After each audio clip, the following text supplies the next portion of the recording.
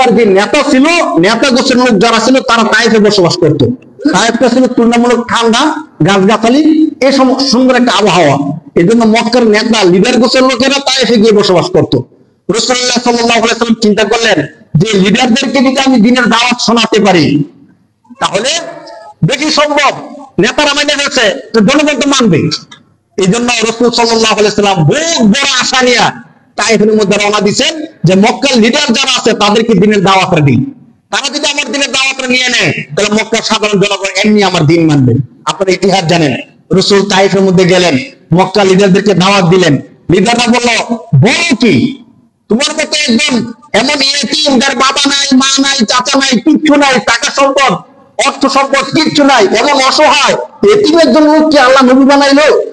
আবু জেহেল আছে এত বড় সম্পদশালী, উতবা সাইবা আছে এত ধনী, এত ক্ষমতাবান, তাদেরকে কি নবী না বানাইয়া তোমাকে নবী বানাইলো? এটা তো একটা কেমন কেমন কথা।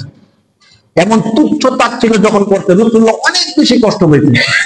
যেখানে বুক বড় আশা নিয়ে গেছেন নেতাদের কাছে, সেখানে নেতারা এই শব্দগুলো বলাতে রাসূল অনেক কষ্ট পেয়েছেন। শুধু এতটুকু বইলের ক্ষান্ত হয় নাই, তারা মক্কার যুবক যারা ছিল, দুষ্ট প্রকৃতির ছেলে যারা ছিল, তাদেরকে লেলাই দিছে যে মুহাম্মদ নাউজুবিল্লাহ একজন পাগল, তাকে তোমরা পাথর নিক্ষেপ করো। রাসূল সাল্লাল্লাহু আলাইহি ওয়াসাল্লামকে এমন ভাবে পাথর নিক্ষেপ করছে তারা, আল্লাহ রাসূলের পালক পুত্র তার সাথে ছিল, তিনি বলেন রাসূলুল্লাহর শরীর থেকে রক্ত বের হয়ে যে জুতা ছিল জুতার সাথে গিয়ে রক্ত লেগে গেছে। এত কষ্ট তায়েফ থেকে রাসূল সাল্লাল্লাহু আলাইহি ওয়াসাল্লাম পাইছেন। দুই ধরনের কষ্ট পেয়েছেন, একটা তাদের কথায় মানসিক কষ্ট পেয়েছেন, দ্বিতীয়ত তাদের আঘাতে রাসূলুল্লাহ শারীরিক কষ্ট পাইছেন।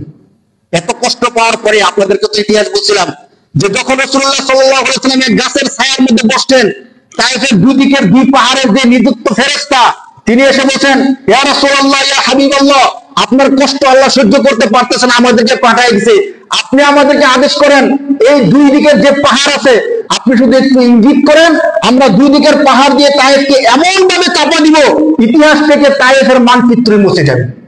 আপনি শুধু একটু ইশারা ইঙ্গিত করেন। সেদিন দয়ার নবী, মায়ার নবী, রাহমাতুল লিল আলামিন কি বলছিলেন আপনারা জানেন? রাসূলুল্লাহ সাল্লাল্লাহু আলাইহি ওয়াসাল্লাম বলছিলেন, যারে যদি তাদেরকে ধ্বংস করে দাও আমার দিনের দাওয়াত নিবে কে? তারা হয়তো চিনে নাই আমাকে, আমি যে দয়ার নবী, মায়ার নবী তারা বুঝে নাই, এজন্য তারা আমার দাওয়াত নিচ্ছে না। হতে পারে তাদের পরবর্তী প্রজন্ম, তাদের সন্তান থেকে এমন কেউ আসবে যে আমার দিনের দাওয়াত নিবে, সারা বিশ্বে দিনের দাওয়াতকে ছড়াই দিবে। ইতিহাস সাক্ষী, মুহাম্মদ বিন কাসিম, যিনি আমাদের এই উপমহাদেশে হিন্দুস্তান অঞ্চলে, তখন তার বাংলাদেশ পাকিস্তান ছিল না, হিন্দুস্তান যে অঞ্চল, এই অঞ্চল বিজয় করেছিলেন মুহাম্মদ বিন কাসিম। ইতিহাস বলে যে মুহাম্মদ বিন কাসিম তিনি ছিলেন তায়েফের বংশধর, তায়েফ এলাকা। তিনি এসে আমাদের হিন্দুস্তান যখন জয় করেন তখনই হিন্দুস্তানে ব্যাপকভাবে ইসলাম ধর্মটা চালু হয়ে যায়। রাসূলুল্লাহর ভবিষ্যৎবাণী, সুবহানাল্লাহ।